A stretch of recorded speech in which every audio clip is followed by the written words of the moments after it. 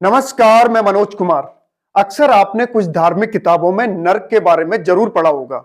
नर्क जिसको लेकर यह माना जाता है कि वहां पर तमाम तरह की बुरी से बुरी यातनाएं सहनी पड़ती हैं और कर्मों का हिसाब किताब देना होता है। पुरानी धार्मिक किताबों के ये लेखक अगर आज जिंदा होते तो यही कहते कि अच्छे कर्म करो वरना अगले जन्म में गाजा पट्टी में जन्म लेना पड़ेगा।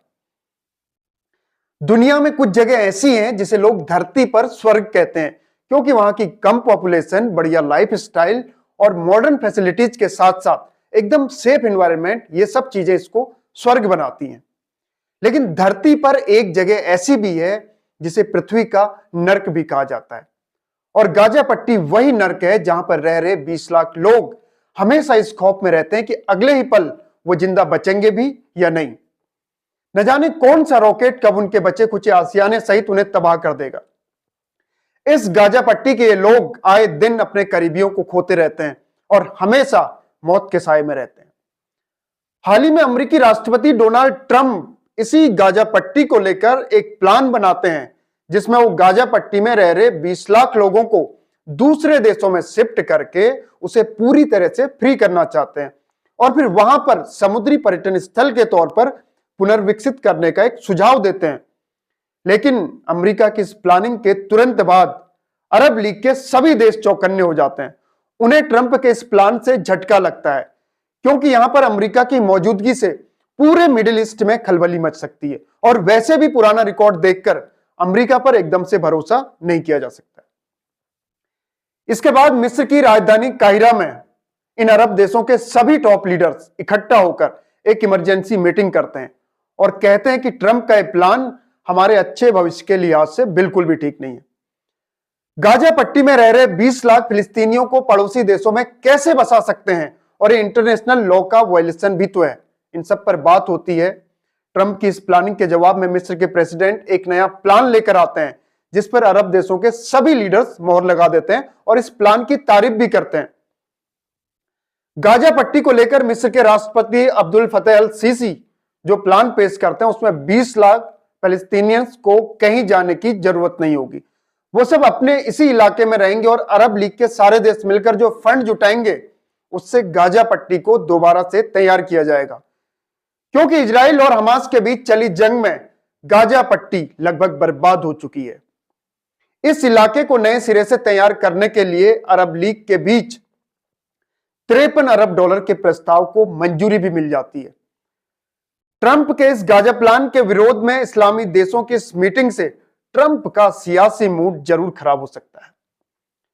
इधर अरब देशों का प्लान तो ठीक है, लेकिन गाजा को तैयार करना आसान है या नहीं, इसे समझने के लिए हमें गाजा की अभी वाली सिचुएशन और उसकी हिस्ट्री को समझना होगा। दरअसल गाजा एक 10 किलोमीटर चौड़ी और 41 किलोमीटर लंबी पट्टी है जिसमें तकरीबन 20 लाख लोग रहते हैं। मतलब इतना कंजेस्टेड इलाका है कि 5,500 आदमी पर किलोमीटर में रहते हैं, जबकि इजराइल जिसके साथ इसकी टेंशन बनी रहती है वहां पे 400 आदमी पर किलोमीटर में रहते हैं। दुनिया की सबसे घनी आबादी वाली ये गाजा पट्टी चारों तरफ से इजराइल, इजिप्ट और भूमध्य सागर से घिरी हुई है। दरअसल गाजा पट्टी और वेस्ट बैंक ये दोनों मिलकर ही फिलिस्तीन बनाते हैं। दोनों इलाकों के बीच में पड़ता है इजराइल। गाजा पट्टी की खस्ताहाल इकोनॉमिक कंडीशन के चलते वहां पर खाने पीने की चीजों के साथ साथ जरूरी दवाइयों की भी भारी कमी रहती है। यूएन की एक रिलीफ एंड वर्क एजेंसी के मुताबिक यहां हर 5 में से 3 बच्चे फूड इनसिक्योरिटी से परेशान हैं। मतलब बेसिक इंफ्रास्ट्रक्चर और मेडिकल फैसिलिटीज में इन्वेस्टमेंट करने के लिए इनके पास पैसे तक नहीं है।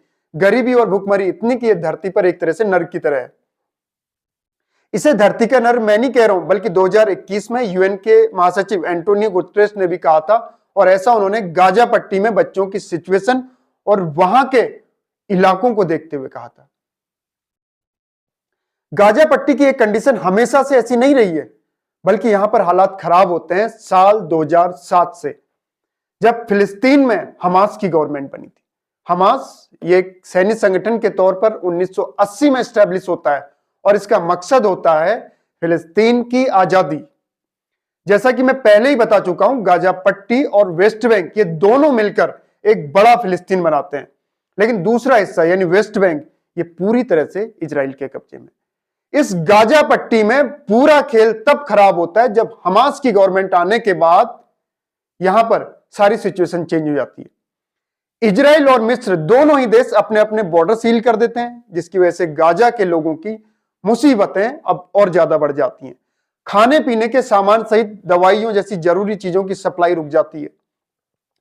यही वजह है कि इंटरनेशनल मानवाधिकार आयोग इसे दुनिया की खुली जेल भी कहता है। दरअसल 1948 में इजराइल बनने से पहले गाजा उस पूरे एरिया से जुड़ा था जिसे फिलिस्तीन कहते हैं। यह सब 1500 ईस्वी के आसपास ऑटोमन एम्पायर का हिस्सा हुआ करता था।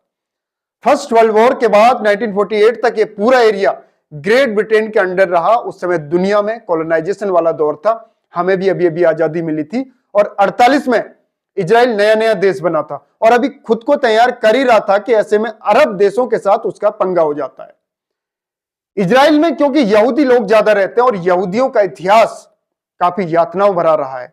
हिटलर के नाजी शासन के अधीन इन्होंने जो दर्दनाक यातनाएं झेली हैं, उसके बाद ये इतने मजबूत हो जाते हैं कि ये किसी भी युद्ध में अपनी पूरी ताकत झोंक देते हैं और उसे हर हाल में जीतने की कोशिश करते हैं। यही वजह है कि यहूदियों का बना नया नया इजराइल उस टाइम अपने अस्तित्व के लिए पूरी जान लगा देता है। 1948 में जब अरब देशों के साथ इजराइल की लड़ाई होती है तो यहां से तकरीबन 7.5 लाख से ज्यादा फिलिस्तीनी या तो भाग जाते हैं या फिर उन्हें घरों से जबरन निकाल दिया जाता है। 48 की अरब इजराइल लड़ाई के टाइम इजिप्ट यानी मिस्र ये गाजा पट्टी पे कब्जा कर लेता है। 67 में फिर जब दोबारा से इजराइल की अरब देशों के साथ लड़ाई होती है तो फिर इसके बाद गाजा पर कुछ टाइम के बाद इजराइल का कंट्रोल हो जाता है। 2005 में इजराइल गाजा से अपनी आर्मी हटा लेता है। अगले साल गाजा में इलेक्शन होते हैं जिसमें गाजा की फतेह पार्टी के साथ हमास की लड़ाई हो जाती है और हमास 2007 में फोर्सफुली पूरी सत्ता हथिया लेता है और उसके बाद से गाजा में कभी इलेक्शन ही नहीं हुए। हमास ने 2007 के बाद से लगातार इजराइल के साथ कई लड़ाइयां लड़ी हैं। आखिरी बड़ी लड़ाई 2021 में होती है जब गाजा में सैकड़ों लोग मारे जाते हैं और इजराइल में भी 13 लोग मारे जाते हैं। मतलब अगर इस पूरे मामले को गहराई से देखें तो गाजा की अभी वाली सिचुएशन का जिम्मेदार हमास ही है, जिसकी वजह से पूरी गाजा पट्टी के लोगों का जीवन नर्क हो चुका है। हाँ, बात भी सही है कि इजराइल की तरफ से हमास के लिए जो जवाबी कार्रवाई होती है उसमें कई निर्दोष और मासूम लोग भी मारे जाते हैं। इस लड़ाई में ऐसे ऐसे मासूम बच्चे भी मारे जाते हैं जिन्हें न गाजा का इतिहास पता होता है न इजराइल का। मासूम बच्चे हैं वो। लेकिन इजराइल क्योंकि कभी नाजी शासन के अधीन नस्ली भेदभाव का इतना बड़ा भुक्तभोगी रहा है जिसे आज भी इतिहास में याद किया जाता है घृणा की नजर से। हिटलर के टाइम जब यहूदियों को जिंदा गैस चैम्बर्स में सरेआम जला दिया गया था तो उसके बाद से ही इस कौम ने अपने पुराने इतिहास से सबक लेकर अपने अस्तित्व के लिए कभी भी किसी चीज से समझौता नहीं किया। यही वजह है कि इजराइल कम रिसोर्सेज के बावजूद प्रोग्रेसिव है और टेक्नोलॉजी के मामले में काफी एडवांस है, लेकिन गाजा के साथ लड़ाई में यह मानवीय पहलुओं को भी भूल जाता है जो सोचने पर मजबूर कर देता है। गाजा में रहने वाले लगभग 20 लाख लोगों में से कुछ लोग यहीं के हैं तो वहीं 17 लाख के आसपास इसमें फिलिस्तीनी शरणार्थी हैं। गाजा के लोगों के लिए नाकाबंदी को लेकर इजराइल और मिस्र हमेशा यही दलाल देते रहते हैं कि सब टेररिस्ट सिक्योरिटी के लिए हम लोग ऐसे बॉर्डर सील कर रहे हैं, लेकिन फिलिस्तीनियों और जो इनकी हेल्प करने वाले बड़े बड़े एनजीओज हैं इनका कहना है कि ये सब सामूहिक सजा के बराबर है। हम लोग मदद करने के लिए तैयार रहते हैं, लेकिन इन लोगों के बॉर्डर सील करने की वजह से बड़ी दिक्कतों का सामना करना पड़ता है क्योंकि पूरे इलाके के समुद्र और आसमान में इजराइल हमेशा चौकन्ना रहता है, यानी इस पर उसी का कंट्रोल रहता है। फिलहाल गाजा को लेकर अरब देशों की जो ये प्लानिंग है, मेनली मिस्र की जो प्लानिंग है, ये कदम तो अच्छा है, लेकिन इसको इंप्लीमेंट करने के लिए अरब देशों को एकजुट रहते हुए इंटरनेशनल कम्युनिटी को भी भरोसे में लेना होगा। फिलिस्तीनी राष्ट्रपति महमूद अब्बास ने भी मिस्र के इस आइडिया की तारीफ की है और इसके साथ साथ यूएन ने भी इसको सराहनीय बताया है, लेकिन इस पूरी मीटिंग में हमास के भविष्य पर चुप्पी दिखी क्योंकि इजराइल ये सब तभी करने देगा जब हमास तत्काल पूरी तरह से अपने हथियार डाल देगा और अरब देशों के लिए भी इसको इंप्लीमेंट करना तभी आसान होगा जब गाजा में हमास की तरफ से कोई हरकत नहीं की जाएगी। हालांकि इस पूरे मिशन के लिए अभी अरब देशों को एक बड़ी रकम जुटाने के लिए कई और मीटिंग्स करनी होंगी और बहुत सी इस तरह की चिंताएं भी दूर करनी होंगी, जिसकी वजह से इजराइल और फिलिस्तीनियों के हितों में टकराव ना हो। हालांकि ट्रंप का प्लान तो ठीक था, लेकिन ट्रंप कई बार अपनी एक तरफा सोच को ही दूसरों पर थोपने की कोशिश करते हैं। अभी हाल ही में यूक्रेन के प्रेसिडेंट जेलेंस्की के साथ मीटिंग में भी हम ट्रंप का रवैया देख चुके हैं, जबकि यहां पर यानी गाजा में बहुत ज्यादा संवेदनशीलता की जरूरत है और गाजा में रह रहे फिलिस्तीनियों के उजड़े आशियाने को फिर से बसाने वाली एक मानवीय जिम्मेदारी को भी समझने की जरूरत है। चलिए खैर देखते हैं इस पूरे मामले में अरब देशों की अगली मीटिंग्स में अब क्या होता है और ट्रंप की तरफ से अभी वाली अरब देशों की इमरजेंसी मीटिंग के बाद क्या रिएक्शन आता है। देखते हैं ये सब आगे क्या कुछ होता है।